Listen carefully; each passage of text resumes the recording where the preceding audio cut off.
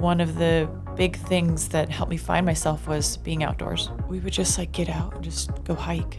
I would just see like a hill or mountain or something off, and I would just be like, I got to get there. I got to go up that. I got to see what's in there. I was near the end of the 58 Mountains project in 95 days in one summer, and lightning struck the tent on Mount Harvard where I was sleeping, and it melted the poles together on the tent. So I remember jumping out of the tent, and as I'm scrambling down, lightning hit the tent and kind of hit me and knocked me off my feet. Kids, I promote them doing dangerous things safely. I want them to risk things. I want them to learn. I want them to fall and I want them to fail.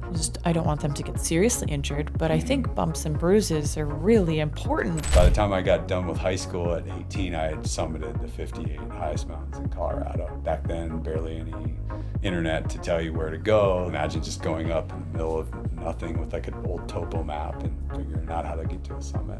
That's beautiful. That was the essence of exploration. Welcome to the Built for Growth podcast. Today I have Dr. Jon Kedrowski on the podcast, and it was just an epic episode. I feel so inspired after talking to Dr. Jon, which I had a feeling was going to happen. He has a Ph.D. in environmental geography and weather and climate. He's summited Mount Everest multiple times, and the good news is, maybe you can meet up with him someday and go, because he has a business where he leads people on all kinds of outdoor adventures and hikes for many different levels. And we actually kicked it off a little impromptu on this podcast. We were talking about glass water bottles and Mike Posner, and I might meet up with these guys somewhere at some point as they hike from the northern states down to Mexico. So there's just so much to unpack here. There's some really riveting stories, including how he survived nearly getting struck by lightning, and just handling failure.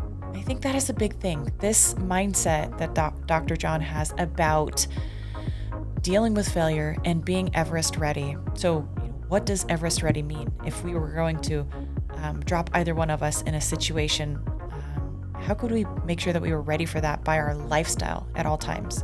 Dr. Jon says if we were to drop him on Mount Everest right now, he knows he could summit it. How does he do that? How do you stay ready for your goals? And he uncovers a lot. There's a lot to unpack in this episode. So thanks for listening.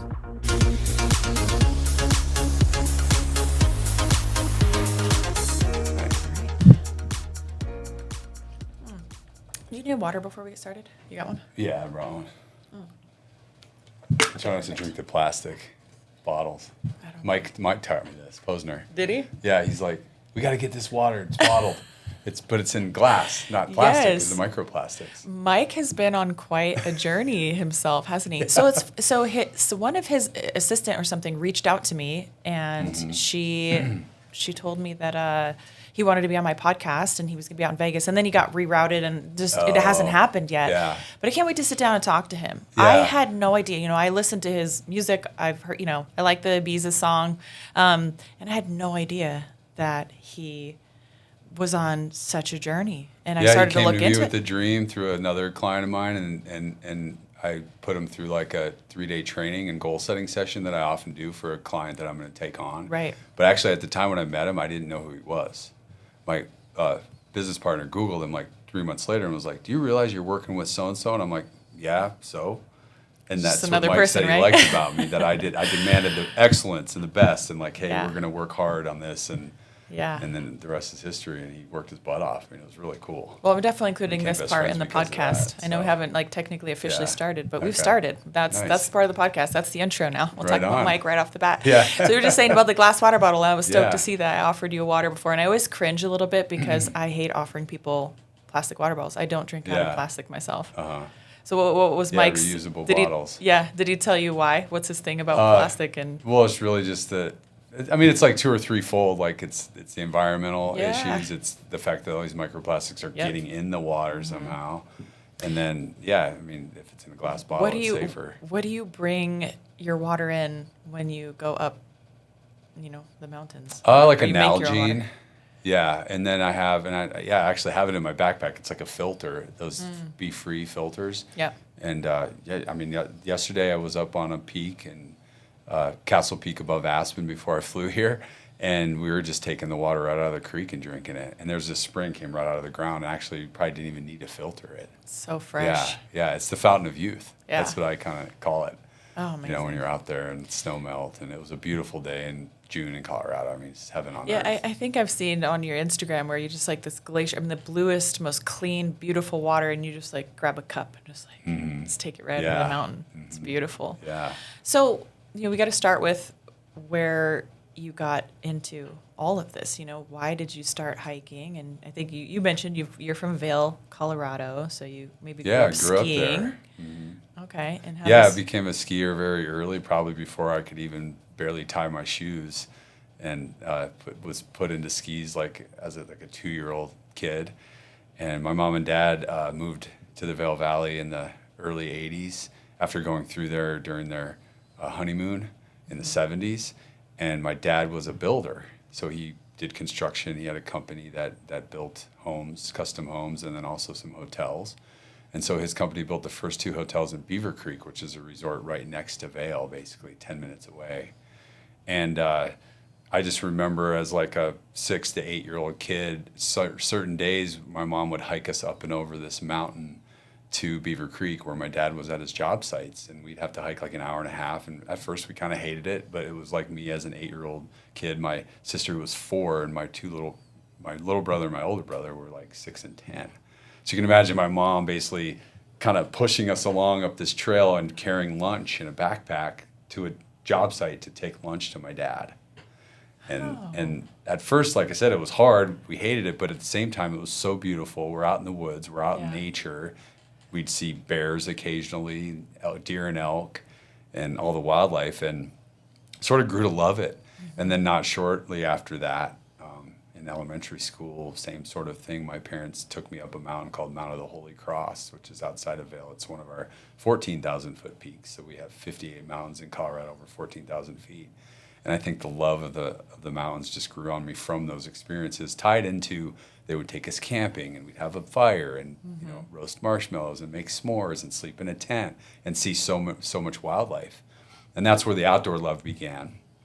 But then, I went to elementary school, and everybody knows what the highest mountain in the world is. You learn it in elementary school. It's Mount Everest. And, but at the time you're like, well, okay, that mountain's really high, and it's also like on the other side of the planet. I have no idea how I'm ever going to climb it. How high is it exactly? 29,000 feet. Yeah, so that's like almost 9,000 meters above the sea level. And it's high. So next time you're in a plane, when you fly to an event or travel, look out the window, that's how high Everest is. And, at the time I didn't know how I would ever get there. I just had my own tangible mountains in my own backyard to go hiking and do hikes and camps and different things as a kid. How old were you when you say that it went from, because you mentioned, I was like, we kind of hated, having to go and hike up in, what age did that turn around and become a love? I mean, I think even within that first summer, there were times it was like, because my mom was pretty scheduled with it. She'd be like, okay, on Tuesdays and Thursdays, we're going to take you guys over to lunch with Dad, and then we'll drive the van, his job van, and take you guys home, and then she would drive back and pick him up from work. Because then on Monday, Wednesday, Friday, I remember we'd have swimming lessons, or in the summer, go to some summer camp or do something. Mm-hmm. And so, it was sort of a regular schedule. But so some days I'd get up in the morning and kind of dread, we have to hike over this mountain again. But then it was more like an exploration thing too. So we lived on a golf course. This neighborhood that I live in now, and where my sister still lives, is it's all built out. But back then there were open lots and lots of trails into the woods. There still is lots of trails in the woods, and we go out and play around in the woods too and just hike around. So we just kind of got used to being outside. And so then curiosity would peak, you go skiing at Vail, when you're on top of the ski mountain, you see Holy Cross, you see the Gore Mountains, you see Mount Elbert, these higher peaks. And so then the curiosity was I want to go hike one of those. And so at first it was parents or friends taking us, and then once I got my learner's permit as a 15-year-old kid, and back then just get in the car without quite a driver's license and would drive to trailheads. And I remember my first summer as a 15-year-old kid, I hiked 23 of the 14,000-foot peaks. And most of them I did by myself, or I'd take the dog. Was one of them Quandary Peak? Oh, yeah. Yeah, right okay, outside so I've hiked Breckenridge. Quandary. Okay, that's my good. So you know what it's like. what does it do to you, right? Like cardio fitness is tough. The air's thin. The Actually, views I have are a picture amazing. I want to share with you. Mm-hmm. It's of my little Chihuahua, 9-pound Chihuahua. And I had recently exited a very toxic relationship, and hiking became something I wanted to just do all the time. It just provided this, not an escape, because it's not like I was, leaving my life, but it was like, I don't know, like a healing. I don't know how else to say it. I'm sure you know what I'm talking about, but it's just like restorative. It was like this, not unplugging, but like plugging into a different source of energy. Yeah. And this is my little dog here. See that? I love it. Yeah, right on the summit. Cool. So you took your dog, and your dog just hiked all the way up. Yeah, he hiked all the way up. So I don't think I mean, I can't remember where you can start at. Like, there might be a place up it where you start a little bit higher. Yeah. But what year was this? This was in 2016. Okay. Yeah, 2016. So Quandary was one of the mountains that I slept on for sleeping on the summits. Okay. So that was the project. That's was the book. Take the highest mountain, the 58 highest mountains in Colorado, and go and created a project that was very challenging, and spent the night on the tops of these to get the photography, to see the sunsets, see the sunrises, enjoy that sort of journey. I think I cheated a little bit. I think because it was my friends and I think we started a bit higher. Like, I think you could drive up to a little bit, but even on Quandary, you have to hike at least 2,500 vertical. Oh yeah. And you're above, sometimes above the clouds and the views of the other mountains. And it was incredible. Yeah, yeah. So that's my 114er. That's the only one I've ever done. Nice. But I love hiking. And I did it a lot before I had kids. And then I had my daughter, and I used to put her in a backpack, and I would take her hiking all around Vegas. Yeah. Yeah, exactly. Have you hiked around Vegas much? Yeah, I mean, I also have just good memories of many years of like coming here. My parents would like to come and get out of the cold. And I have a couple different timeshares over the years, but the goal would be to get out of the city and go. And I took them up, and in fact, it's in one of my keynote presentations, up Griffith and Mount Charleston. My parents hiked up there with me, like in late September, early October, when the weather's just gorgeous. Yeah. And so yeah, do that, or like pop over and go to Zion or to Grand Canyon. I think that's what I love about Vegas actually is a lot of people are like, oh, you go here, you go to Vegas to do the Vegas thing, and it's like, actually, I've come here more often than not to go do the outdoor stuff. Yeah. Go to Death Valley, go to Zion, go to Grand Canyon. There's so much within 2 hours. Yeah. If you like to do outdoors. Yeah. Mm-hmm.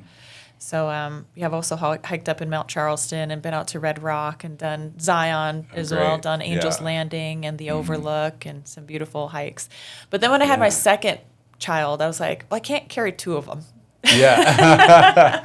And now when they get a little older, you can just have them hike. Yeah. So now what's funny is I took Amaya out to Red Rock, and in an area where it's actually called Calico Basin. It's like right outside the park. So it's where a lot of locals and people go. I mean, I imagine visitors too.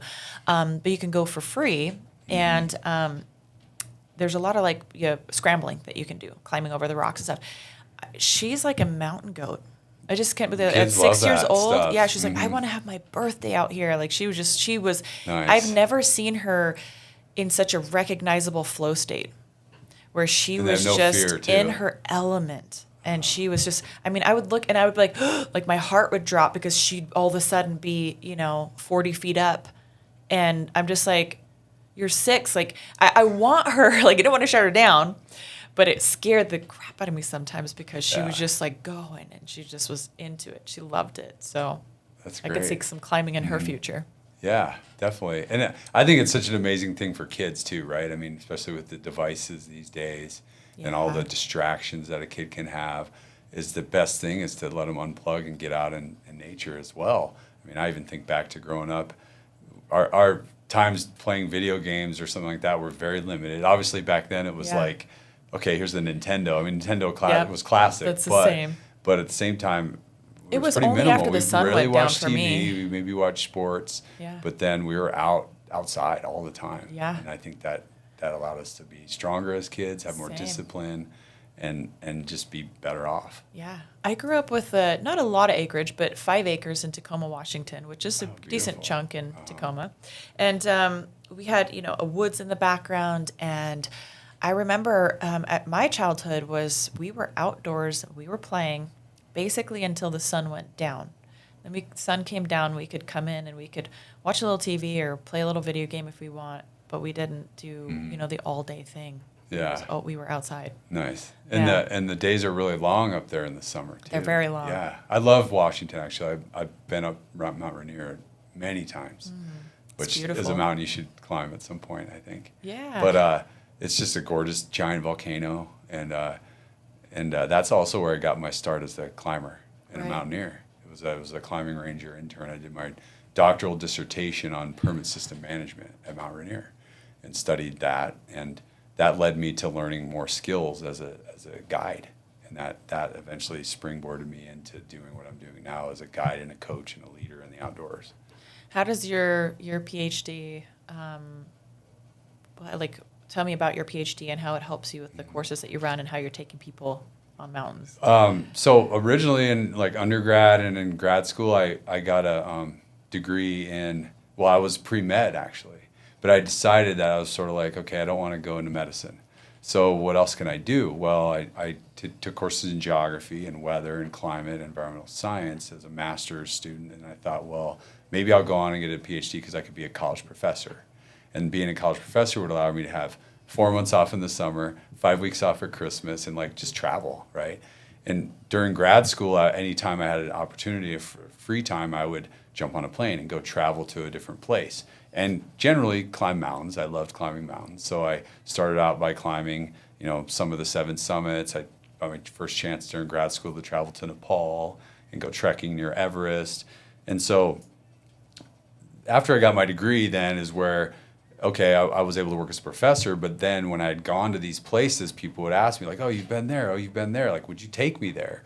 And I, remember about 10, 12 years ago, 2014, I guided clients on Aconcagua, and I did my very first trip to Kilimanjaro, and it was safaris. And I had 10 or 12 clients. I had no idea how to run the business side of it. I had no idea how to budget, what am I supposed to charge people? Even just the equipment, the gear, Was anybody doing that at that time? Oh yeah, a lot of companies, Okay. But I just remember losing money on it and not really knowing how to figure it out. But I just went for it anyway and did it. And then it kind of grew from there afterwards, the business side. But all the while I thought, well, if I have my PhD, I can always fall back on this academic job, which I'm still on staff at Colorado Mountain College.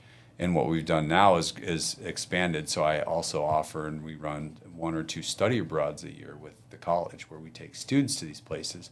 Because my sort of goal within my company of doing these trips is, okay, yeah, we can go climb something, but what else is there, right? Culturally, educationally, the environment, the physical geography, the weather. And so what's cool is we give people almost even the clients that come on my trips outside of the study abroads, what are they learning and what makes us different and unique? Even on a trek to Nepal, we'll bring a massage therapist, a yoga instructor, we'll add bells and whistles, higher end amenities. And so that's kind of turned into my niche, is really creating these trips that are fun, they're challenging, people are pushing themselves, they're growing in different ways, they're becoming vulnerable. And then they're gathering the wellness. They're still getting to climb their objectives, and so it's kind of well-rounded. Yeah, and they're learning a lot too. What is the difficult level range from in the treks that you take people on? Well, I mean, in Nepal, we hike through villages, and you get to see Everest, right? And that trek can be somewhat challenging for people. We get them to train and hike beforehand, but it's really just a hike. And, okay. So we'll hike 4 to 6 hours a day. It'll be pretty leisurely. The lower Khumbu Valley on the way to Mount Everest, it's about a 40-mile trail. And so maybe we hike 5 to 8 miles a day, and then we stay the night in lodges. And so at first it's not too difficult, but when they get higher up, the altitude can get people because we go all the way up to 17 or 18,000 feet just to see Mount Everest. But then, it'll push them because of the thin air. And some of the tea houses get more rustic where you can't get a shower, right? Or in past years, in some years, we'll take people to the base camp and sleep a night in a tent in base camp. So you get to experience that. You get to be around the Everest climbers and stuff. And then there's options, for example, if the client wants to helicopter out, they'll helicopter out or they'll just hike out. And so that's kind of one of the classic trips to Nepal that I've been guiding for, over a decade, and I've been to Nepal 23 times now in my career. Wow. Yeah. How many times have you summited Mount Everest now? So I've guided 3 different one-on-one clients, and then I summited myself as well. So 4 different summits, and then 7 expeditions over the years, where 2 of the opportunities I went to climb without supplemental oxygen to try to see how possible that is for me. And in both cases, one time I was very near the summit, but the conditions didn't quite line up right. So I turned around, went down, right? Because like if you're up there too long without oxygen, bad things can happen. And it was too windy on that day, and there were some people kind of on the route in the way that slowed me down. That it's not good to stop and get stopped without oxygen. So I turned around. And then another year I got a respiratory infection, so I stayed in Camp 2 when we had some clients summit, and that was fine. That was my role on the radio, Yeah.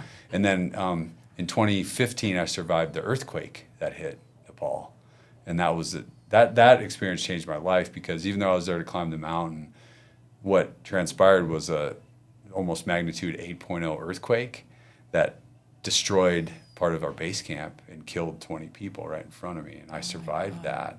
But that changed my life, because when I got home, my family and my mom and dad hugged me, and my dad sort of said to me, well, what are you going to do with this now? Like, we're grateful you're alive, but like, what are you going to do with this? And that alone changed my life, because I think that gives me this outlook on life, and this mentality of like, hey, I got to make things happen, and hey, there's no such thing as a bad day, and all these things sort of fall in line with what I call the Everest ready mindset, and that sort of exemplifies life, growing and developing as a person, pushing yourself through doing hard things, and always trying to see what's possible.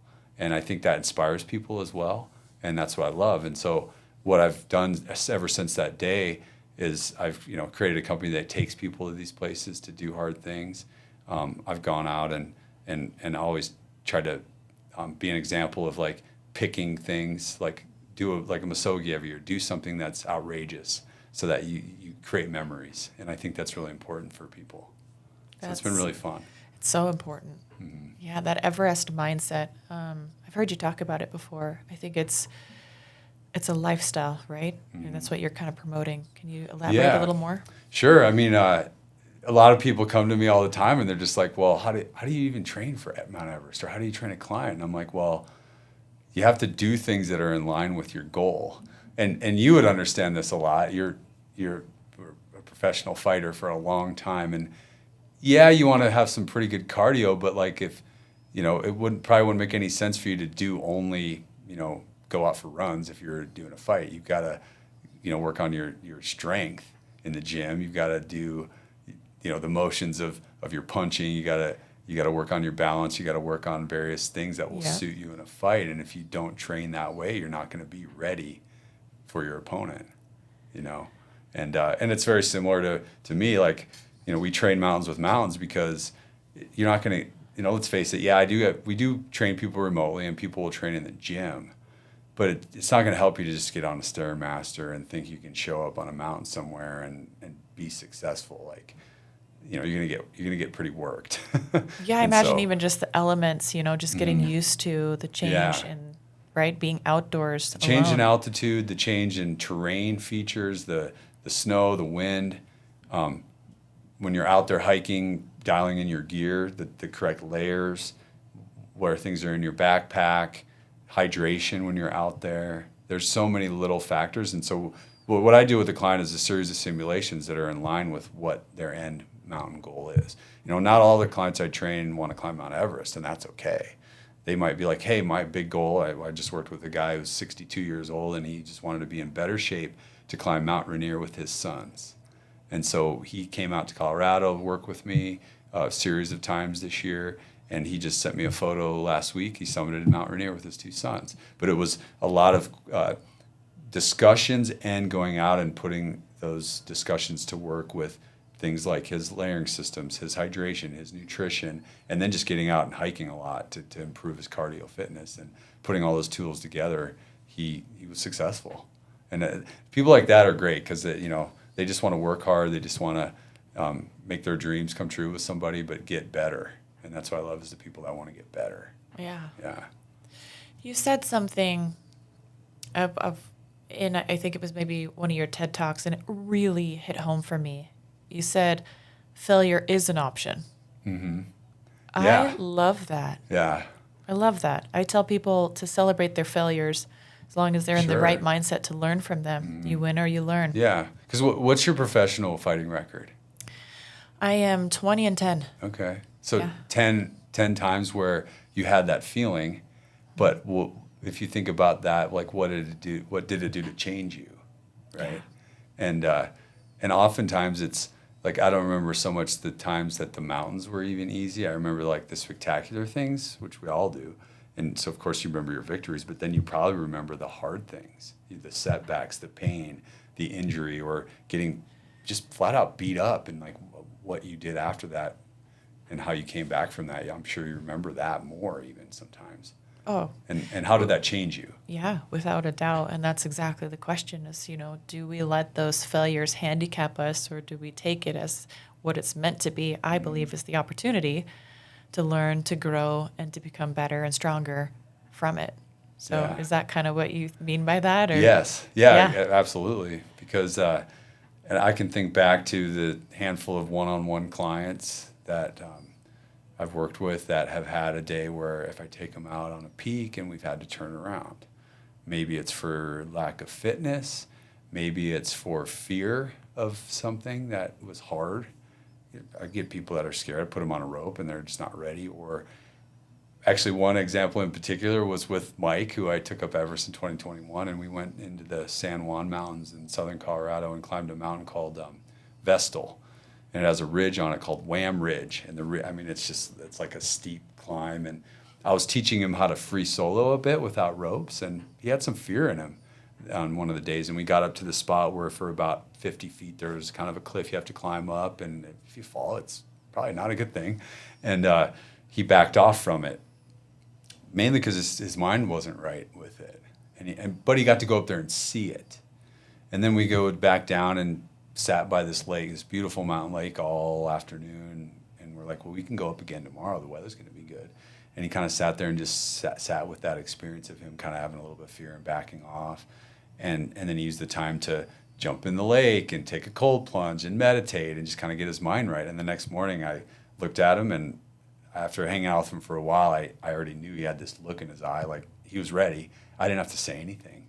And I do remember just saying like, hey, I don't have any pregame speeches. Let's go climb this thing. And he's like, hell yeah, and we go up and made it past the part that he was a little bit scared of, and he climbed it with confidence, and we made it to the top. But it was just kind of taking a reset in that moment too, and understanding that the day before, you failed, you backed off, but maybe it was a good thing, know, and you climb it when you're ready to go. Yeah. But yeah, the failure is an option is really valuable. I think if we, as a society, teach people that failure is bad, then I don't think we're going to get any better, especially with kids these days. They have to take some hard knocks. Yeah. I always tell my kids, I don't tell them this exactly, but I promote them doing dangerous things safely. I want them to risk things. I want them to learn. I want them to fall and I want them to fail. I don't want them to get seriously injured, but I think bumps and bruises are really important. Right? Yeah. They teach you a lot. Like you said, when you fail at something or when you get an injury, a fall, this, that, you can consider those little micro failures, failure or balance, whatever. And I think there's just so much to be learned. They remember those moments and how to navigate those situations better. Right? Than if you just avoid it altogether. Exactly. Yeah. I mean, if they're always just risk averse and I can't do this, then they're going to want to digress to always the can't mentality versus the I can, or I'm always going to go for this, or I'm going to do something crazy. Right. Yeah. And that's one of my other lessons. Like if you're ever asked to do something crazy and something outrageous, you should always say yes. I love that. And I tell kids that. I tell adults that. I'm kind of like, what's the worst thing that can happen? That's how my career got started. I just was like, hey, do you want to go out for wrestling? And I was like, guess. I guess so.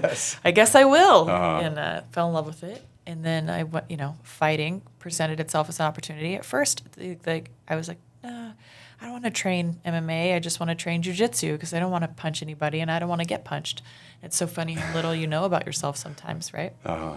And then, I went and watched my first live fight event, and they made an announcement that they'd have an all-female fight card in 3 weeks, and if anybody wanted to do it. So I just went down there and signed up. That's awesome. 3 weeks later, I had my first fight. Uh-huh. Wow. So, but it was like that. If I don't take the risk, I don't get the experience. Mm. So I'm like, what's the worst thing that can happen if I go out there and I just try this thing? Maybe I hate it. Maybe I love it. I don't know until I find out, and I don't think it was exactly that thought at the time, but I realized that was my instinct, was to just go for it. Just try it and see what happens. Mm-hmm. And it just set me on this crazy path, to eventually become the UFC world champion and all these things crazy you never things. expected. Oh yeah. And so much that I learned from even that, I learned to tuck away my emotions, tuck them down deep. Don't address anything. Don't be present with yourself. Quite the opposite of what I feel when I hike. Uh-huh. And I think that's why when I went through that, the turmoil, I left a toxic relationship, I left my fighting career, and I didn't know who I was.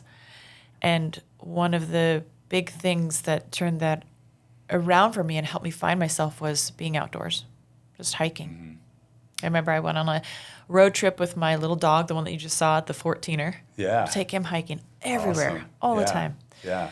And we just drove, and we would just get out and just go hike, just wherever. I would just see a hill or mountain or something off, and I would just be like, I got to get there, and I got to go up that. I got to see what's in there. I was like, there's a cave over there. Yeah. Yeah, and that went back to when I was a kid, the curiosity was. At the time, I had my first 14er hiking guidebook by a man by the name of Jerry Roach, who probably climbed more mountains in the history of the world than any other human. The guy basically lived on his van and wrote guidebooks, but this was back in the 50s and 60s. And his first edition, Colorado 14ers guidebook, it was very simple. It was here's a trailhead. Take this trail up through this basin. Okay, when you get to tree line, the trail ends. And, take a ride on the ridge line, see you on the summit. That was his guidebook. It wasn't like now where you can find all this stuff on the internet. Right. Even the guidebooks I use all now. trails all the time. Yeah. That has so much good information. Also, at times, so much bad information. But we just had to explore. It was okay, we'll have to go up there and figure it out and find a way. And that changed me, too, at that young age. Yeah. It felt like an early explorer. And then I wondered what it would be like. And in school, I learned about some of the early surveys of the American West, with Ferdinand V. Hayden and Henry Gannett. And these guys went out and surveyed and climbed some of the highest mountains and did a lot of the first ascents of the peaks in the western U.S. And I sort of thought in my mind, I was like them, just go up, figure it out, get to a basin. Back then, there weren't really trails up a lot of these mountains like there are now. Yeah. And so it was so different, but that you learned a lot through those experiences. And then same thing, failure. I remember on some of the really hard mountains like Capitol Peak and Little Bear, where it was kind of scary, I'd be with my brother, who was actually my little brother, and we were out there, didn't know what we were doing, but turned around so many different times because we'd get a little further. Okay, we figured this out. Okay, well, I don't know about that next section. Let's go back now. And then we'd come back again, and eventually we found our way to the tops of all the mountains there. And it was amazing. Yeah. What ages was this? Your brother's younger? Yeah, so the first time I was 13, or he was 13, I was 15. And then by the time I got done with high school at 18, I had summited the 58 highest mountains in Colorado. And, back then, barely any internet to tell you where to go. We didn't have any of these fancy weather radar apps. You barely would have cell coverage. My mom gave me this big, giant Zach Morris kind of cell phone, from Saved by the Bell. And I'd take that on the drives to the trailhead just so I had a phone, but the phone didn't work anywhere else. Yeah. And imagine just going up in the middle of nothing with an old topo map and figuring out how to get to a summit. That's beautiful. That was the essence of exploration. What were some of your failures that taught you, some of your most memorable failures? Yeah, I think this mountain called Capitol Peak, I went up there 3 or 4 times with my little brother, and then I went with one of my other friends named Chris, and we'd get to this spot called K2, which is this sort of point where you'd get to this sub-summit, and then there's this whole ridge line, like knife-edged ridge line. And every time we kind of got scared. A couple times a storm was coming, so it was like, if you're up there, you get struck by lightning. Like, this is not good. So we'd bail and go back down to the camp and leave, and then maybe the next week try to come back. And I just remember that, failing because of that. I remember another experience, like camping out on a different mountain called Mount Harvard. And this one's kind of twofold. As a kid, setting up a tent and going for a hike on the peak and coming back, and the tent being ransacked by a bear and just torn apart by a bear. And you're like, whoa. And then later on in my book, I was near the end of the 58 Mountains project in 95 days in one summer, and lightning struck the tent on Mount Harvard where I was sleeping, and it melted the poles together on the tent, and it put holes in the tent. And luckily I jumped off the summit in time when the lightning was coming. And that's all in my book. How did you do that? Like, what? Well, there was like, you probably heard us saying almost fire, where you get like zappings and buzzings and hair stands up. Uh-huh. So you know that, okay, lightning's going to strike here pretty soon. So I remember jumping out of the tent, and there was like a rocky sort of scramble down to a trail to then run out of the way. And as I'm scrambling down, lightning hit the tent and kind of hit me and knocked me off my feet. And so I got indirectly struck. And then it started hailing, and then I ran down the trail sort of in haste. And this was at night because it was after the sun went down. So it was pitch black. Yeah, it was pretty dark. But somehow I could see. So something led me down. And I'm not super religious, but I'm definitely spiritual, and definitely saw an angel that led me down pretty far. And then all of a sudden, 30 minutes later, the storm cleared, as mountain storms often do, and they're done. And the stars came out, and then I'm like, wait a minute, I'm just standing here like 1,000 feet below the summit, and all my gear's up there. So I have to go up there and stay. So I went back up to the tent, and I found the charred remains of my headlamp sitting on my sleeping bag in the tent.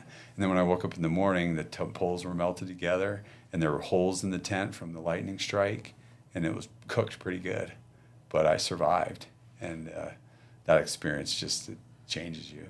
How do you go to sleep after something like that? I was so tired. I think that was what it was. I was so tired during this because that was during a streak where I slept on like 13 peaks in 15 days or something like that.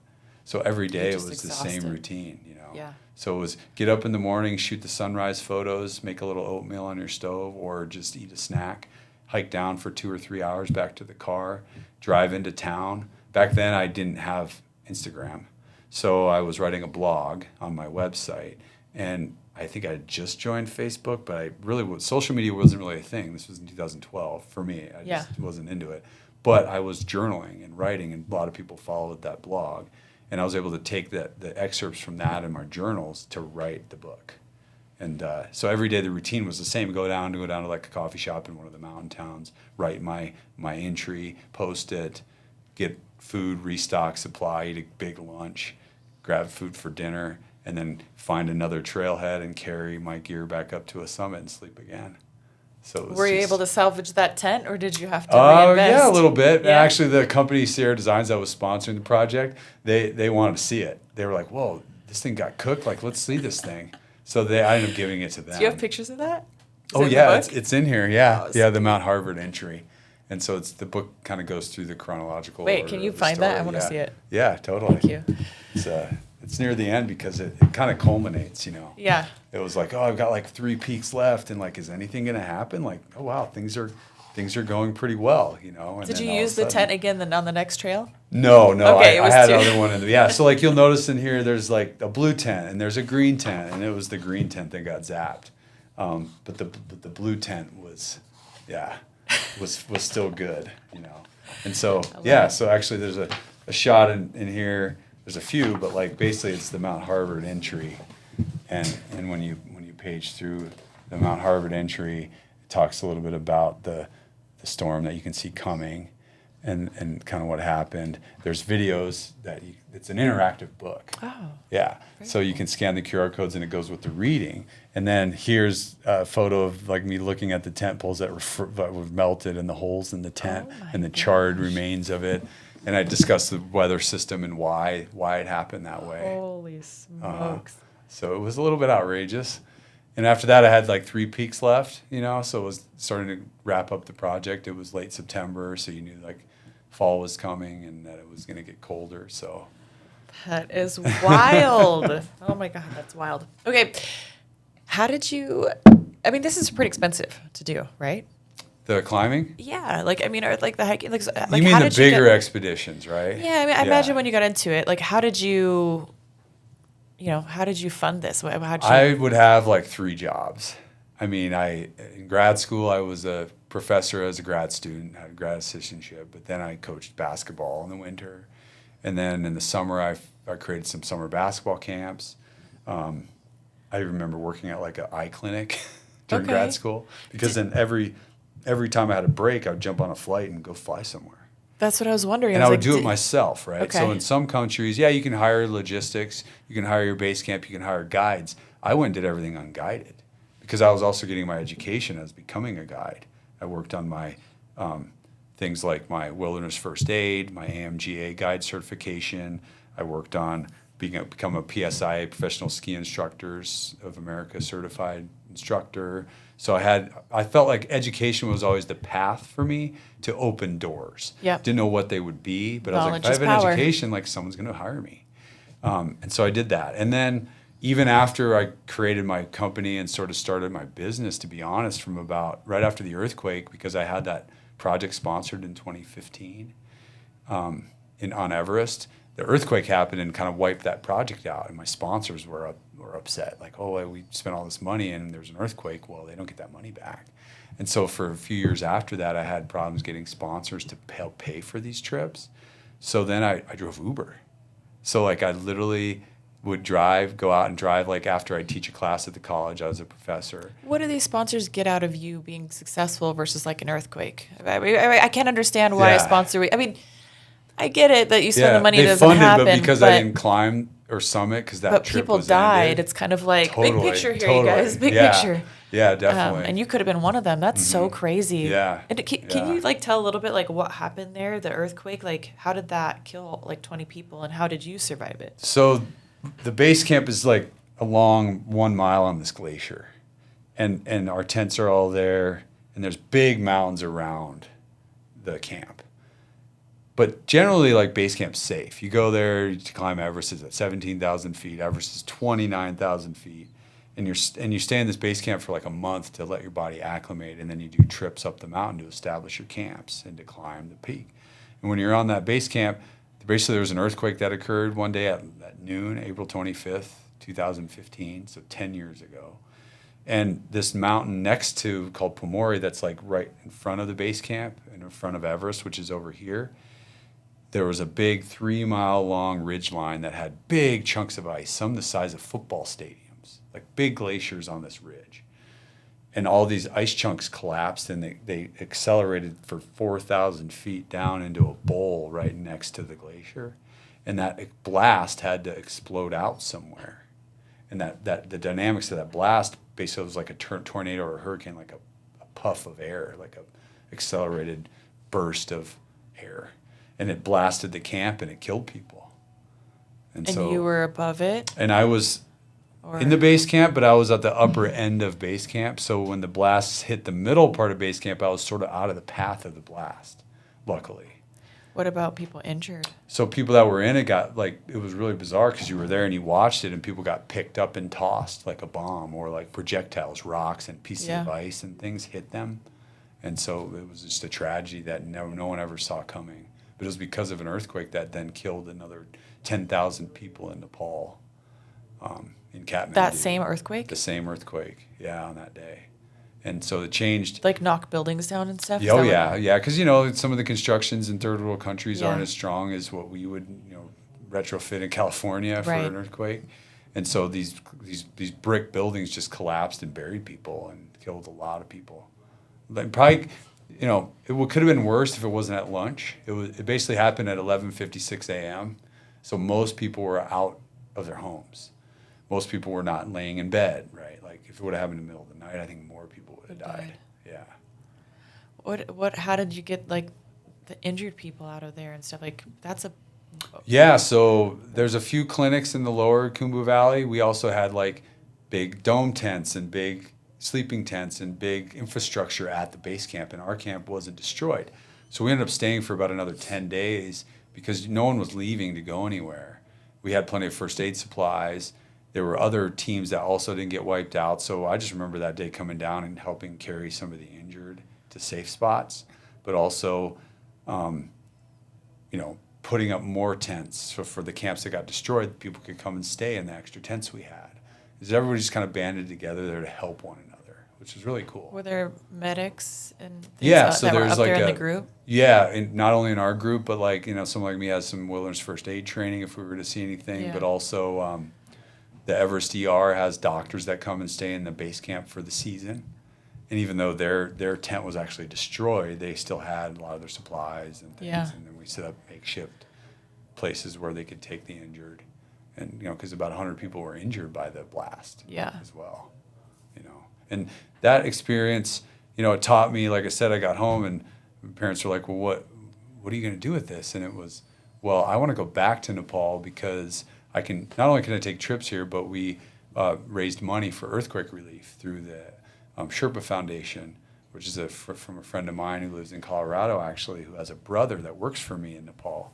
And I live in a pretty nice community in Colorado, so we raised about $1 million for earthquake relief and rebuilt about 100 homes that are about the size of this podcast room or a little bigger for families that had lost their homes in the earthquake. Wow. And then after that, I was sort of, well, here's my mission. Like, I want to take people here. They can see the beauty of Nepal. The tourism money that comes in helps the local community. And so it's been kind of ever since then, I've led 1 or 2 trips a year to Nepal. Wow. Yeah. That's it's a lot to think about. And some people, I think that would probably just scare them from ever wanting to do it again, but you found purpose in it. Yeah. I think big purpose in those causes. When we go to these places, the friendships that I've made with the locals is really, really fun. And it's more of a family style feeling because you get to know them, their families, they work with you. It's not just, hey, you're just working for me. It's like, hey, you're part of our family for my company. And then when we bring clients from the U.S. there, they get to see that and be a part of that. And then they get to still go and experience, whether it's a climb or a trek or a wellness adventure. They get to be part of the family. Do they speak English? Oh, yeah. Do you speak? Yeah, most places. Do you speak? Do I speak other languages? Yeah. I've learned a lot of Nepalese words over the years, but honestly, I can't. Yeah, it's such a hard language. I'm fairly fluent in Spanish, though, so when I go to South America, do pretty well down there. Yeah. But I wish I knew more languages and stuff. It's hard. It's tough. All right, I'm going to circle back to Uber because I was like, that was a great point, and I just wanted to get back to it. So, were you choosing jobs that could give space for you to pursue this passion? Yeah, I think the big one was that, early in my career, it was twofold. One, it was like I racked up a little bit of debt. Like, I spent $29,000 on my first Everest expedition in 2012. I had it partially sponsored, but I was about $9,000 short. So I just put the rest on my credit card. And there were so many other times in my career I was like, say yes and then figure it out later. And I get invited on an expedition. It cost X amount. I couldn't afford it. I just throw the expenses on my credit card. Come back to this massive credit card debt. Worked my way through that with multiple jobs. And then after the earthquake in 2015, I remember guiding a couple of other trips, but financially, I wasn't the greatest businessman originally. And I had to figure out how to budget. I had to figure out what to charge, right? That can be a hard thing. And so, then fast forward to about 2017 to 2019-ish. For about 2 to 3 years in there, I drove Uber in the Vail Valley in a place that I grew up in where, if someone tells me in the app they need to go to the Four Seasons, they need to go to this residence or this address, I didn't even need to look at the map to navigate there because I'm in a valley. I know where everything is. And so then you're in a mountain town where a lot of people come there for tourism, to ski, to recreate in the summer. They have big second homes. And one time the CEO of Charles Schwab got in my car, and I give him a business card. And he sees, oh, you've written 3 books. You've guided, why are you driving Uber? And then I started just talking to him about these adventures, and he gets curious. Then he goes on my website later and realizes, oh, there's my speaker reel. So I have all the great the products. I have all the things. No, I'm not really famous. No one knows who I am, but who cares? I have this opportunity. And so I just took it, and eventually the guy emails me and offers me a speaking gig for $20,000. And so it was just a lesson on like, you're never too good for any sort of job as long as you're willing to put the work in. And I was. I mean, I'd get in the car and drive from like 8 to midnight almost every night, and I made like $35,000 on Uber for like 4 years in a row and wiped out my debt completely. And that was in addition to, jobs I had. So you just never know what's going to be there. People are going to get in your car, and like, if you have great stuff, like eventually someone's going to find you. So how did that relationship how did it continue, and what did you gain off of that relationship? What happened? From driving Uber or from? No, from the relationship with the man that you said. Yeah. So like, for example, I would get hired to go do a keynote speech that would pay very well. So he facilitated that when he saw the greatness and potential in you, and he kind of helped you connect the dots. Yeah. Are you still talk to him? Oh yeah. Mm-hmm. Yeah. Yeah. That's yeah. amazing. Like I went down and did a show in Austin for them, and then sold Does he my live books. in Austin? And yeah. Oh, that's great. I was just in Austin just a few weeks ago. Yeah. So I love Austin. It's nice down there. I went to grad school down near there. Okay. At Texas State University. Yeah. Amazing. Mm-hmm. I'd love to move somewhere near Austin within a couple hours, but I want to have like a big ranch. I want to kind of have like a homestead. Yeah. I want to have. You could probably find that in Texas, or maybe Western Colorado, or Wyoming. I had could be good. Chef Molly on my podcast who moved from California to Texas, and she has a ranch. It's called Sovereignty Ranch, and it's in Bandera, Texas, which is about 2 hours outside of Austin. And she talks in that podcast, she talks about how the vegan mob kind of came for her because she has never eaten meat in her whole life, and she had this vegan restaurant called Sage Bar Bistro. And then she realized she thought that was like, environmentally friendly. She thought it was the best way to live, is like to not eat meat. And then, she was presented with new information and she changed her mind. I think that's a sign of intelligence. When you can have new information, instead of digging your heels into the ground and just saying, I just want to be right more than I want to learn something new. She was like, look, cows are amazing and they're very regenerative and their poop is like gold and they treat the land great and they're so good and they can feed like a whole family for a year with one death, one cow, and so she started carrying meat in her restaurants. Wow. She still hasn't eaten meat yet, which I find I love it. I love it. Her kids eat meat. Her husband eats meat. She's very much like, I went down there and I visited her at the ranch when we did this road trip. That's great. And I saw the cows and we milked a cow straight up, and my kids milked the cow and made chocolate milk right there and drank the milk. It was just like I was like, I want this life. That's great. Mm-hmm. But anyways, she's got an amazing facility that she's doing there. I'll be down there probably in September. We're doing a food as medicine. Oh, great. We're talking about that. Food, how great it is for you to eat well. Yeah. I have two questions about that then. Is nutrition very important to you? Mm-hmm. And how do you sleep generally? Are you a good sleeper?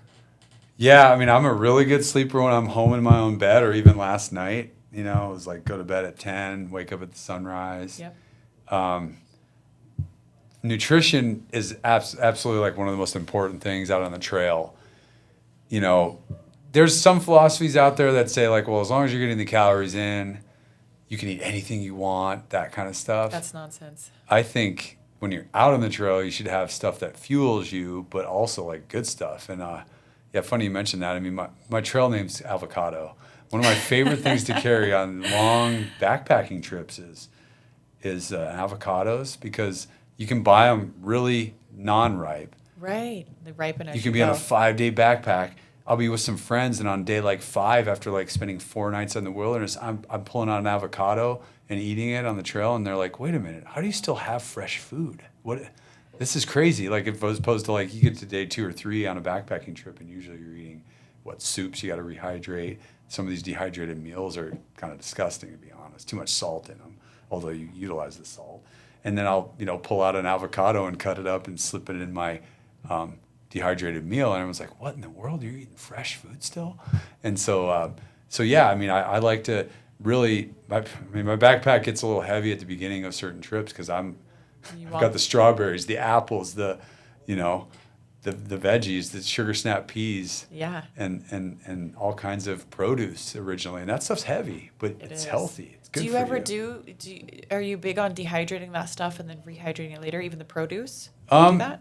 I haven't gotten into that a ton, Probably just out of the interest of time, but I have friends that have, or like people that come on trips like, oh, I have a food dehydrator here, and they pull a bunch of stuff out. I have one. That's why I asked. Okay. Yeah, I would be into learning more about how to do all that. Yeah. Because that would make a lot of sense because, a lot of our products, they put so much junk in them, and that's it's hard to find a good, clean product. How long are you in Vegas for?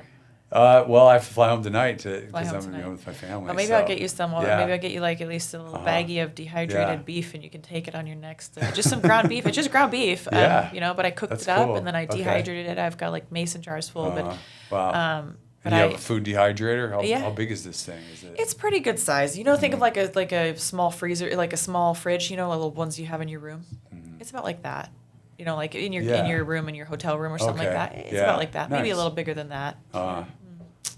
Well, and you can save a lot of money too. Yeah, but the trays that go inside of it aren't very big. They're like, how long is that? Like maybe 7 by like 13 or something. They're long. You get 4 of them. I wish it was bigger.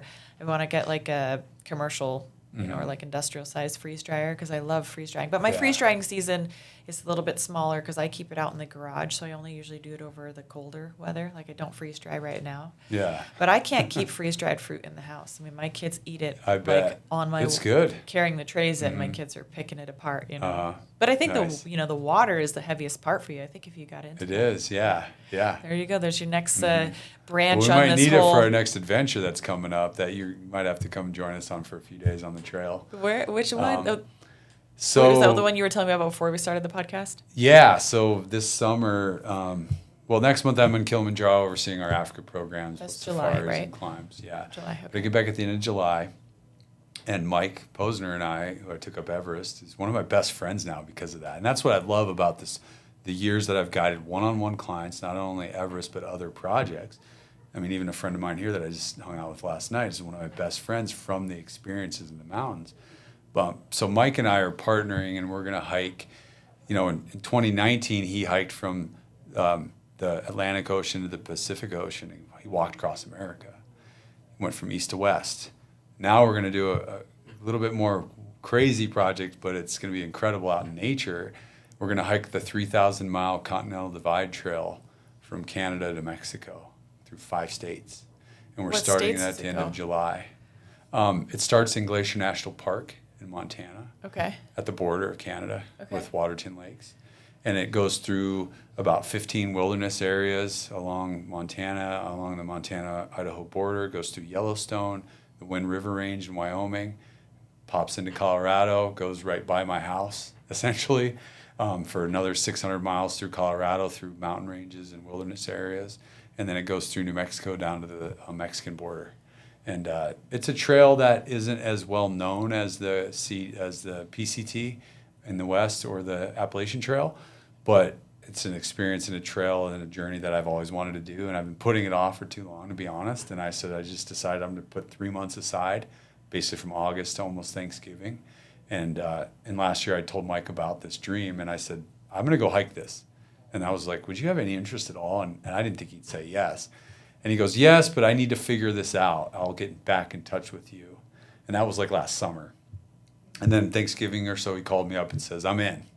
So we've been planning this journey now, and we've got some sponsors and supporters, and we're going to be, for example, my mom and dad are going to drive and pull this Airstream trailer with a camping because we can, sometimes we'll have to backpack and camp because there's no roads. Yeah. But the trail goes, and some days it's like, well, hey, there's a road crossing in 28 miles from where we are now. Okay, they'll drive the RV over there, and then we'll hike 28 miles that day. And we're gonna move along and do this, and we're surrounding ourselves with friends and family and love, and the journey's about love and growth and doing hard things and inspiring others to create their own adventures. And it's on a trail that I've always wanted to do, and we're gonna be out in the wilderness doing this. That's so badass. I love that. How much of it will be wilderness, and how much of it will be do you have to go through many or more populated areas? No, or because towns? The idea behind this trail is that it's the CDT, the Continental Divide National Scenic Trail, which really covers all the highest terrain along the backbone of our continent. Okay. So in some cases, you're up at 12, 13, 14,000 feet above tree line even. And then in other ways, it goes across wilderness areas. It'll pass some mountain towns and even go through some mountain towns, but no urban areas at all. Yeah. I love it. And so it's just going to be this wild adventure. We could see bears, we could see wildlife. There could be a lot of expect the unexpected. So that'll be another valuable lesson in life is like, we're going to go give this thing a shot, and we have no idea what's going to happen. You're going to start this in September? We're starting it at the end of July. Oh, the end of July. So we have some of the summer to hike July, through. August. Okay, so August, September, October. And into November. Yeah, we're budgeting enough that where both of him and I have cleared our schedule until Thanksgiving. And that's also been amazing for me. I haven't done my own project. I've been coaching, training clients, traveling around, guiding mountains. Yeah, I hike mountains occasionally for fun myself. But since I climbed a mountain in Nepal called Manaslu without supplemental oxygen in 2019, it's been 6 years of working and Is that insane to do? Because when you say that, I feel like that's insane to do. Is that insane? I'm ignorant. I don't understand. When you say that, when you say like supplemental oxygen, it's like, are the listeners like that? Just all of a sudden you drop it like it's nothing. I'm like, this sounds insane. Well, yeah, that mountain in Nepal was about 27,000 feet high. People die doing that? And people can die, but just you have to acclimate even more. You have to go and touch high and sleep low. And so you go up and then you let the body acclimate really hard on the mountain, and then I just kind of over the years have gotten sick of, even though on Everest we use oxygen, even I've also attempted and been really high without oxygen. But I hate that mask. I hate having to carry a bottle. I just feel like it's unnatural. Like, well, if we can't go up there without it, we should. I mean, I shouldn't tell anyone we shouldn't do it. Have people summited Everest without oxygen? Only about 2% of the people that have ever made it to the top have been successful making it and coming down alive. Which part is really, oh my gosh, you had to drop that in there. Which part at what part of the mountain does it start to get dangerous to not have oxygen? Usually above the high camp, which is 26,000 feet. So you have 3,000 vertical from there to the summit. And, to give you an idea of like time, in Colorado, Vail Mountain, very tangible ski mountain, has a trail up the mountain called Berry Picker. And that goes for about 2.5 miles. It gains about 2,500 vertical to the top of the ski mountain. And you can hike that. And if you're strong and fit, I can do it in like 45 minutes to an hour. If you're leisurely fitness, maybe an hour and a half. And people that are a little bit less shape, maybe 2 hours. Well, Everest is about 2,900 vertical, so a little bit more vertical on summit night, from 26,000 to 29,000. And that can take people anywhere from 8 to 12 hours or 14 hours to summit that distance. And so because the air's so thin, you're just very slow. You're just plodding along, taking a step, 4 or 5 breaths, taking a step, 4 or 5 breaths. Like, it's just very, very slow in the night. And so, because of the lack of oxygen, people wear oxygen to get up to the summit. And in a few occasions, I've been up that high on attempts or on climbs where I've been on no oxygen, and it's even harder. I sort of say it's like taking your lower lip and pulling it over your head and then have somebody kick you in the stomach. It hurts. It's hard, though. But that feeling is also euphoric. Yeah. You're up there and you take the mind into places that you never would go otherwise, Yeah. I don't know, but I can imagine, like, that's just similar to like when you go out and you climb Quandary, right? Like, there's certain things that you float through your mind about your life or about things you have to do, or like what I love about the outdoors even more so than that extreme side of Everest is like, even yesterday we were hiking up this beautiful mountain. There's flowers popping out. At times I pull out my phone to take photos. I leave it in airplane mode. There's no service anyway. But I also will pull my phone out and I have notes. And some of my greatest inspirations for ideas to do in my life and my career have come from being out in the mountains like that, to where if I don't write it down in the moment, as soon as I come back to the office or indoors, I forget what I was thinking about. And then that moment's gone forever. And so some of my greatest business ideas, friendship collaborations, things to do in life have come from those nature moments. And that's what I love the most about inspiring people to get out in nature. Yeah, it's an really opportunity to have some deep epiphanies. Mm-hmm. You kind of clear out. It's like I said, it's like I feel like when I'm hiking, I plug into a different energy circuit. Mm-hmm. There's a different energy source. It's a spiritual cleanse. It is. Yeah. It absolutely is. It's deep. Yeah, that's amazing. So, okay, so is it just you and Mike that are walking? Yeah, Or, so we're walking together on it, hiking. The entire way. But what the unique part of the journey is, it's twofold. One, for example, my mom and dad are going to come drive the truck that's pulling the Airstream, and they're going to meet us, and they're going to crew us. And so we have a handful of like longtime friends and family that out of love are going to come and spend a week with us, or 10 days, or 2 weeks. And they will just stay in the RV, or they're going to hike with Yeah, you? so they'll be in the RV. There's going to be opportunities for all of our crew to hike because, for example, the terrain's so different all over, but there might be a situation where it's like, okay, you have to take the RV to a spot, but then you can hike in and meet us at the end of our day. Yeah. And you hike 4 or 5 miles in, you hike 4 or 5 miles out. Or, okay, here's a section where there's maybe a mile hike from another road access at midday, and then they'll go park the RV at the terminus of where they're supposed to meet us, bring the rover back, like the truck, drive in a rough 4-wheel drive road to an access point, maybe meet us for lunch. And then they're going to have a Starlink on the main vehicle so they can track us. We'll have our trackers out. Our fans will be able to track us. People will follow the journey on Instagram, on social media. And then we're also working with a couple of filmmakers as well, and we'll end up filming a lot of it and potentially creating some sort of documentary out of it to inspire people.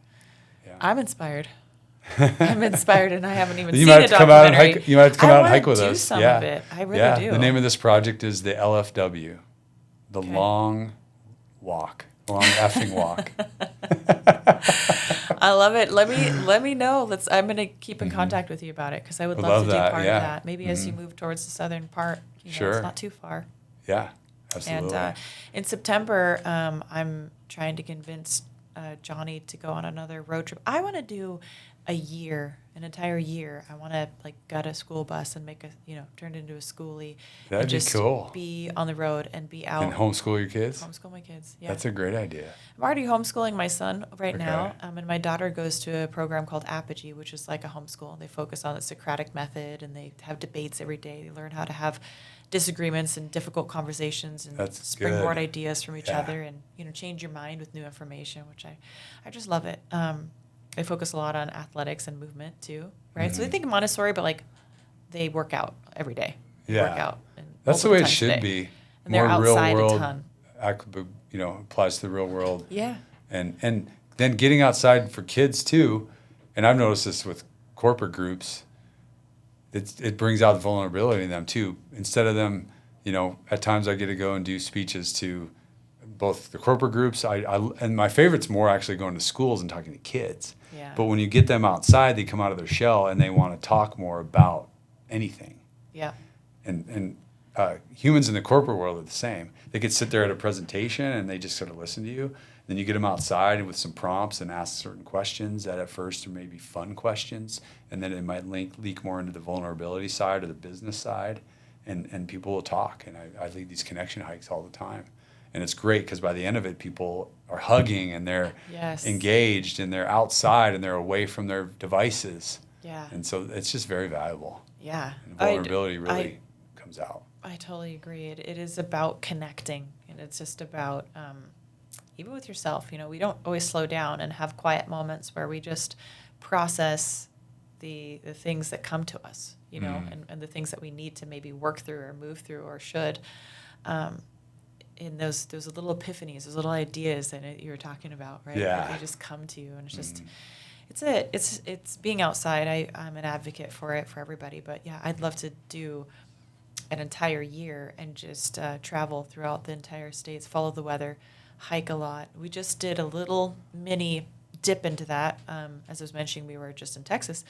We went from Vegas, we went through Arizona, through New Mexico, through the Panhandle up at top of Texas, and then we went to Oklahoma City. And I taught seminars in most of the places along the way. Oh, wow. Yeah. That's awesome. So we were able to make it lucrative. And it kind of goes along with, your Everest ready mindset, and just following and pursuing and manifesting and just making it happen. Whether it's, doing Uber and all of a sudden you connect, there's something powerful about when you put the energy out into the universe and you tell you tell that universe what you want out of it. It's like the alchemist. It's like it conspires with you. Yeah. To make it happen. Yeah. And what do your workshops talk about?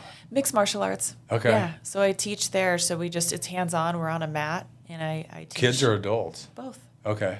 Yeah. That's Usually amazing. I have a good mixture in my groups, and some of them were such big turnouts that I think I'll separate. I'll do a kids one day and an adult one the next day. So I can really focus with the kids. Sometimes they need a little bit more. Sometimes the grown-ups need a little bit more. Yeah. But to be able to give that time to the kids, individually. But I loved it. And we went there, Oklahoma City, and then we dropped down. We stopped in Waco. We were in Austin for a little bit, and we went to Bandera, where I mentioned with the ranch. And then we went up to Alamogordo with the white sands. Oh, yeah. Yeah, that's beautiful. Yeah, so that's we went really sledding. beautiful. Oh, you did? Yeah. Yeah. And it was amazing. In the middle of summer, it's hot as heck out, but you feel like you're in this cool white sand. The white sand doesn't really hold the heat. Yeah. So it's actually just really refreshing. We went sledding, and it was so much fun. And then, we drove back up, stopped in Phoenix, saw some family of Johnny's, and then we're back in Vegas. And, we learned a lot just in that 2 weeks. We were a little bit too much on the move. I think it was a little too much distance in 2 weeks where I would have liked to be able to stay longer in a few places. So I want to do it again in September, but I want to do like a month and do like a very similar route or maybe slightly different, but go to see some more new places too. Yeah, just have at least 2 or 3 nights in a few places, as opposed to have to moving every single day. But if you let me know where you guys are going to be, and some potential, a day, couple days, 2-3 days, I'd even be down to hike for a little bit if absolutely for part of that. So catch us on the days where we're really, really exhausted. And we need a pickup. We need somebody to lift us up. That'd be perfect when you guys are exhausted, so I can keep up. I'm sure you'd probably be fine. Well, I'll make sure to go hiking a bit more just to get taper down into it. Yeah. Train hard and then taper down so that you're fresh. And then, I felt that today because I had a pretty big day yesterday, and then I went for like an easy 2 or 3 mile hike to the top of Castle Peak in Colorado, which is also one of our 14,000 foot peaks. It's right above Aspen. Okay. It's the highest mountain in the Elk Mountain range. Yeah. You have like the Maroon Bells and Capitol Peak and all the beautiful mountains there, and Castle's one of them. It looks like a castle. There's these big towers, and so I took my business partner's son, who works at our basketball camps. He plays college basketball, and so he sees the mountains as good training, similar to what I did because I played college basketball. And so you get back from these things, and the altitude beats you up, but you get stronger. You know? He loves it. He's come out the last couple summers to help us at the camp, and then I always promised him that after one of the camps is over, we'll go and hike a mountain or two. So that's what we did. You know what? I tell people too, if you want to sleep better, wake up with the sun, get it in your eyeballs, and get outside. Mm-hmm. Everyone says like, oh, the sun takes it out of you. Like that's a very common thing. And yes, but I also think that the sun takes it makes you tired for like it's a circuit. It's not actually taking out of you. It's taking the energy that you were meant to give and putting it out, and then so that you can actually sleep well at night. Yeah. Because if you have all that energy pent up at night, you get anxiety. I agree. You get these racing thoughts. It's basically because your body still has a lot of energy to give. You might be mentally tired from sitting at your desk job all day. Yeah, I think more so if you're sitting. And then our bodies are naturally geared towards the circadian rhythm, so the sunrise and the sunset. Yeah. And so it's tougher in the winter because the days are so much shorter. Right. But in the summer, it's like this morning, I was like up at like 5:30 because boom, it's getting light. Even if I have the blinds, whatever, I'm like, oh. And then you get through a long day, the sun goes down later now, which is great, and you go all out all day long, and then you're tired, then you will fall asleep. And that's why I'm actually not really a proponent of naps at all. Yeah. I rarely ever take one. Yeah. I'm rarely too, but I sleep so well. And then I sleep so well the night and stuff. That's why I want to ask you about sleep, because I had a feeling that you slept really, really well because of the lifestyle that you have. Sleeping it's restorative. Like you got to try to make sure you get the hours. And sometimes I skimp on that. I think we all do. Oh, yeah. Well, I'm sure you hike, like you mentioned, at night sometimes, too, so you can see the sunrise on the peak, right? And that was the other basis of these books. And I'm just a natural, like, sunrise, sunset junkie. I feel like if I don't get up in time to catch those magical hour colors, I'm missing out. So that'll force me We out all of bed are. sometimes. We're all missing out if we don't do that. Yeah, if we don't do that. Though there is something absolutely magical, and it's proven by science how important it is actually for us to get those colors of lights in our eyes. Yeah, and then the dopamine releases too, just like that. Yeah.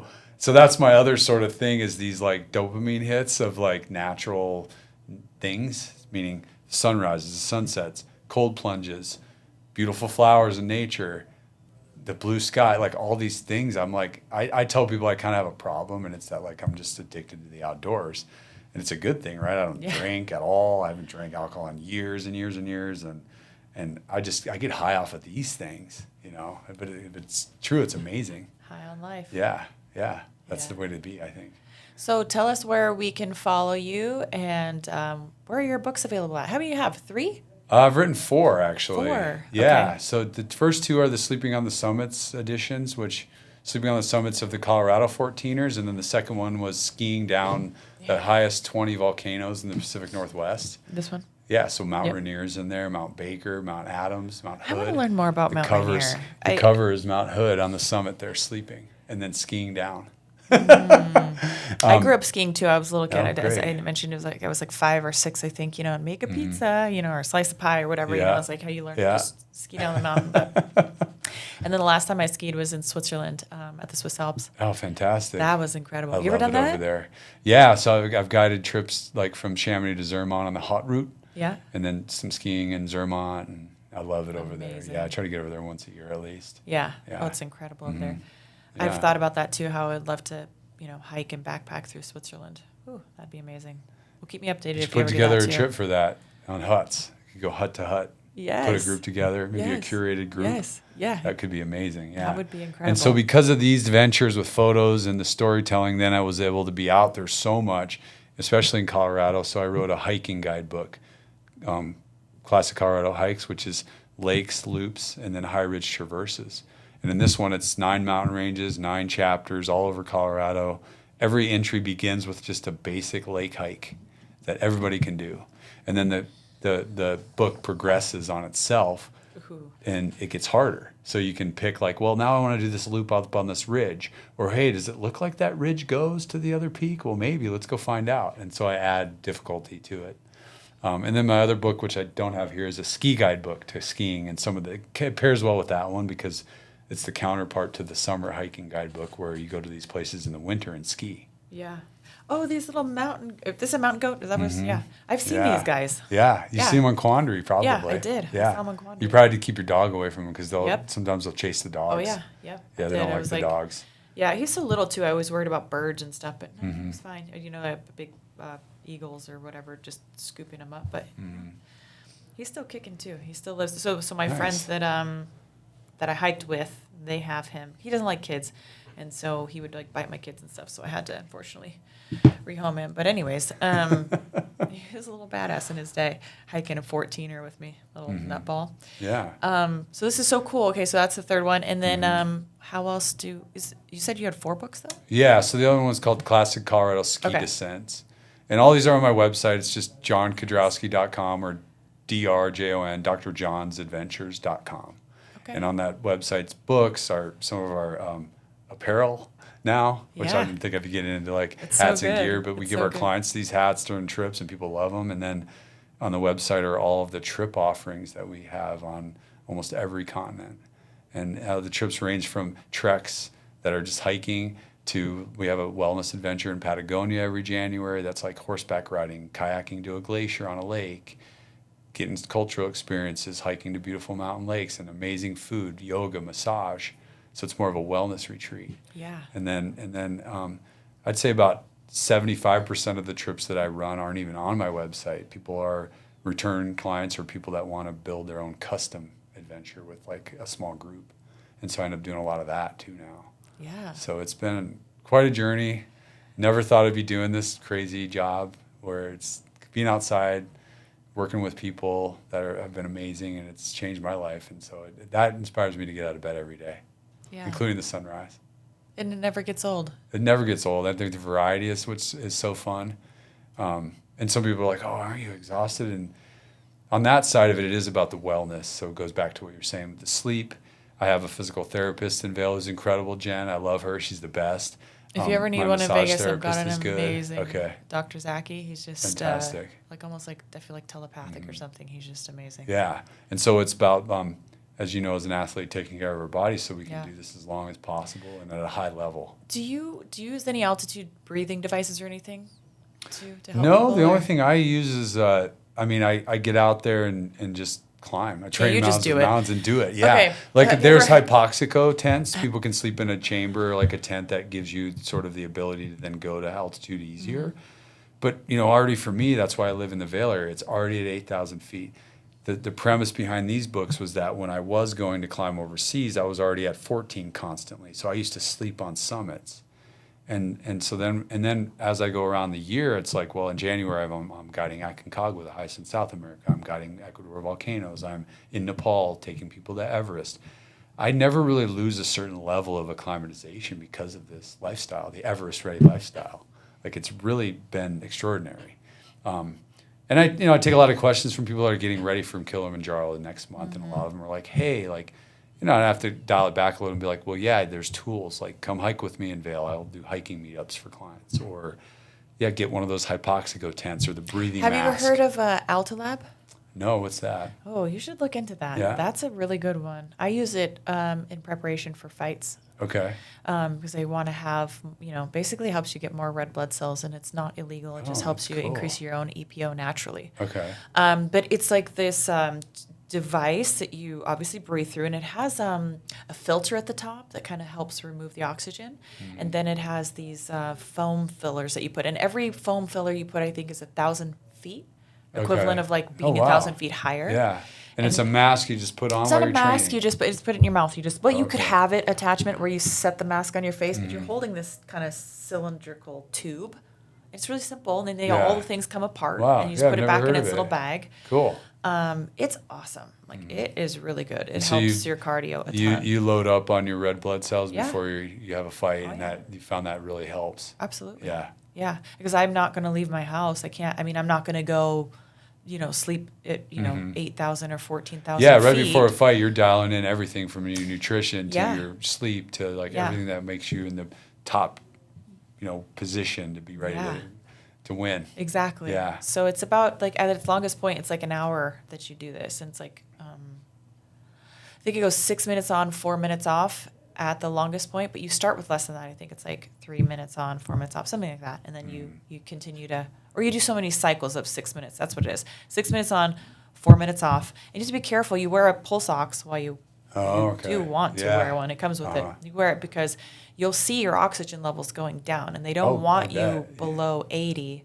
Oh, really? Okay. Because you start to pass out. Like, you're supposed to be like 96, 98. And so I've gotten mine in the 60s before. I wanted to play with it a little bit, flirt with it a little bit. But you get lightheaded and very euphoric feeling. And then if that happens, you remove it. You take a couple breaths. That's crazy, because I've seen clients in the 40s before. And they're still awake. Ready to evacuate them. Yeah. Get them a helicopter real quick. Yeah. So or even 60 at 17,000 feet is a little dangerous. Yeah.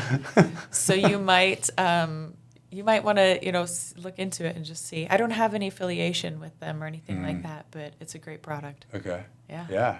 Very cool. Well, I could keep going forever. I know we need to wrap up because it's been a great conversation. Thank you so much for making your way out here and talking. And, you've been someone who's inspired me on Instagram. And your Instagram handles, what are those? Dr. Jon, so Drjon, and then Kedski, Kedski. So it's Dr. Jon Kedrowski. Okay. And then it's Dr. Jon's Adventures. So we try to kind of get keep stuff going with that. I'm not always great at the social media thing. The times I hire people to run it so I can just unplug. But we try to keep it rolling, Yeah. Just show people that, like, you just got to keep moving. You got to keep going. Yeah. Well, you've done a great job. Thank you so much for being here today. I'm very inspired, and I'm going to see if I can meet up with you and Mike, hopefully. We would love that. Yeah. On your trek at some point. You bet.